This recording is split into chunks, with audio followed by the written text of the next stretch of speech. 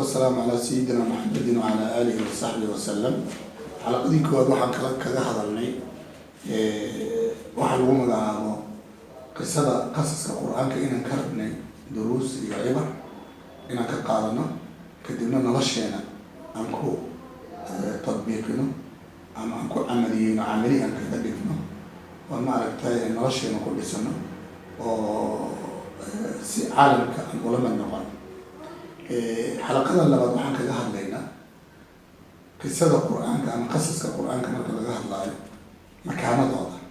مكانة القصة القرآنية مثلا مكانة ما كذا هذلاي وحال القرآن كما كذا فيريو جودها ما كذا فيريو قابو وياه ربع أوكل أفر من مركز الله دينا ميل كمينة وقصة القرآن بيقول قضايات يقول يعني قصة كمدة أمثالها كمدة أوامرها كمدة نواهيها كمدة يعني قيبة بلن يقول لي يصير علماء الشريعة قيبة استيراد بلن مرك قصة قيبة كتاه قصة مرك الله في ريو قرآن كوحيد النقطة إنسا ربع ديلي لا وحاجة فما نديل لو قيبيو مال يكن نقطة إنسا أما ولي ربع وحياة لقط عليه أو كلا أي نقطة إنسا قصة وحيد كمدة وحيد دليل قطعي نلاش مرك الله رب إلا بس مشاكلات مرك الله رب إلا حل وحيالها مجتمع مشاكلات قاتل بدين مشكلة سياسية دعيكتها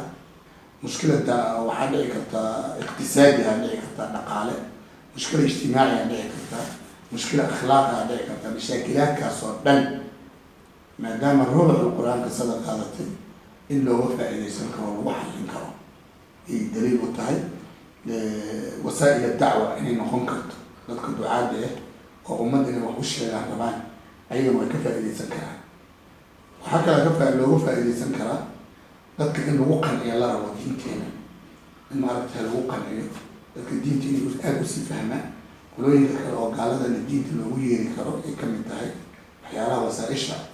أما حيالها الوقن يذكر كيف كتاي وعاقب أي كتاي أما اللي وفى إلي سنكرا حاجة سامينة بني آدم كسيدي سوى آدم جعلي هاي قصده آدم جعلي مركا قصده آدم أصاميسا وحاجة دائما هو آدم جعلي هاي قفك بني آدم قصة إلا واحد له لا شيء مركا سامينة نيلة هاي وأنا أكيد دونا قصص كقرآن كمان كان زفاع مجدد لنا يعني آدم أن أوصي شكل دونا marka rubuc quraan ay qaado hadii dhinaca kale laga fiiriyo qeyb kale waxa waaye quraanka hadii loo qeybiyo jusaska 30 juz oo quraanka dabcan oo wixii qiso oo ku jiro quraanka ku kala faarsan yihiin hadda laakiin wixii qiso oo ku jiro hadii la soo qaado mesela oo la yiraahdo bal hal meel la soo keeno sida juz amal Allah sameeyay hadii la yiraahdo oo juzka oo sideed baal mesela أما لقي طبعاً كبيج أو كله هذه هالوصل من اللي يراعيه وحي علماء كو قياسين سديد جزء قياسه صدق جزء سديد جزء كم ده إن إله سبحانه وتعالى إن معرفة قصص وكذا عليه إله سبحانه وتعالى مركز صدق جزء وسديد جزء لواتن إلا بعض سديد جزء ما هي هذا قصة ودوان قصة أي تهاي أنا مش حد رأي النساء قصص القرآن كان من قيب وين القرآن كان كقاتل وأنا أي مدينين إلا قد يركز القرآن كسوء عروتي المضان إن لا يفعل إليه استنى الله شرط تطبيقيه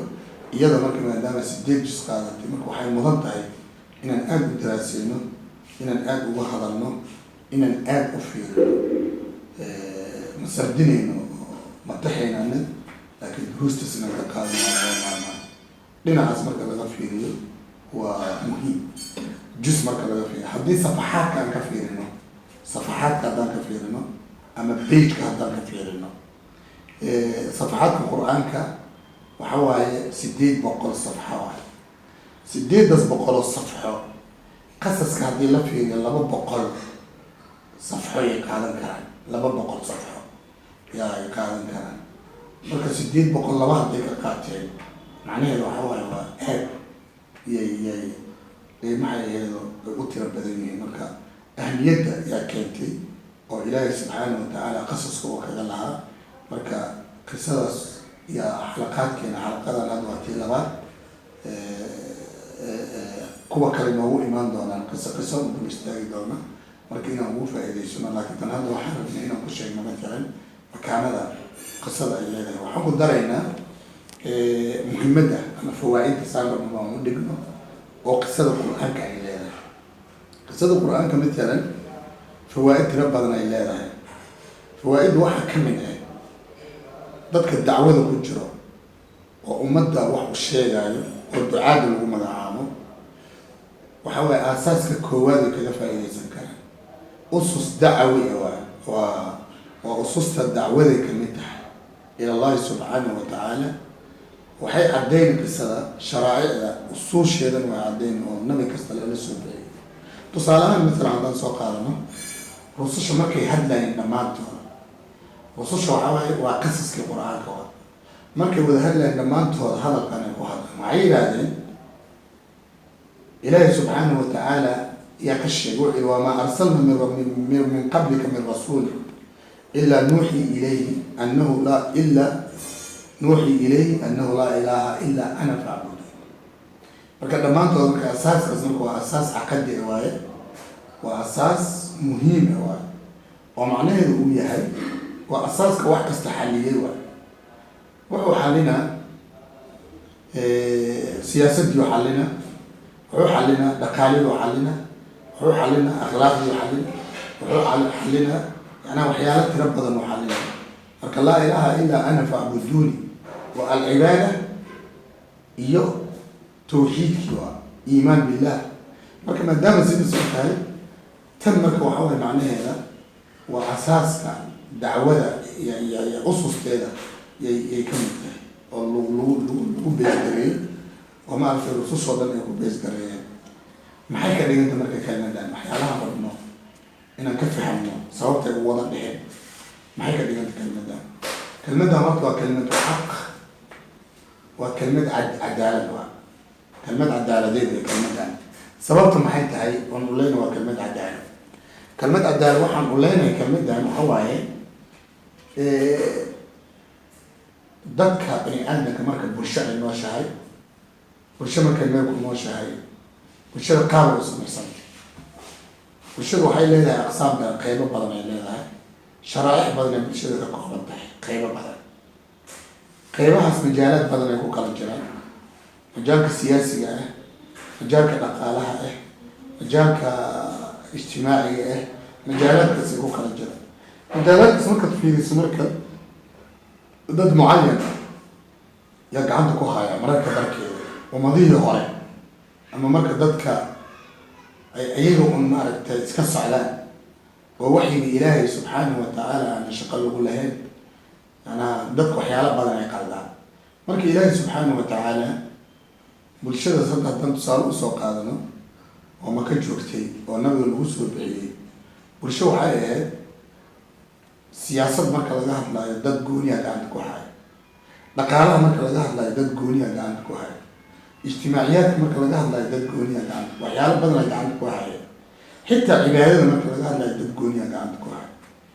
saas awgeed markii ilaahay subxaanahu watacaala nabi maxamed uu soo saaray oo uu yihi laa ilaaha ila allah dhaha, in badan oo kamid a marka dadkii gacanta ku haya waxaas oo dhan oo ayagu u xirnaayeen si toosay ugu hor yimaadeen. sababtay ugu hor yimaadeen maxay ahayd marka?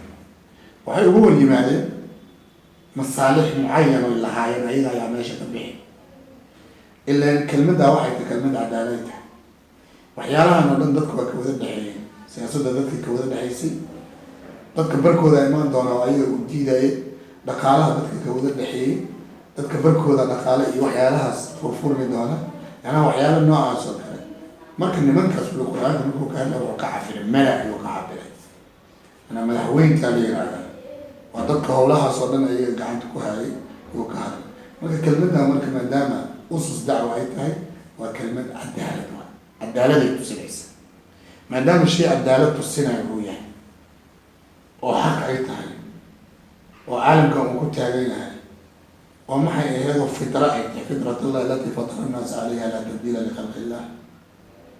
ay tahay alastu birabbikum qaaluu balaa ay tahay oo asalkii ay tahay marka ma ogolaanayin dadka dabcan ma ogolaanayin oo dadka noocaas oo kale ah inta badan way ka hor yimaadaan marka xalaqadan iyadana labaad halkaas ha inoo joogo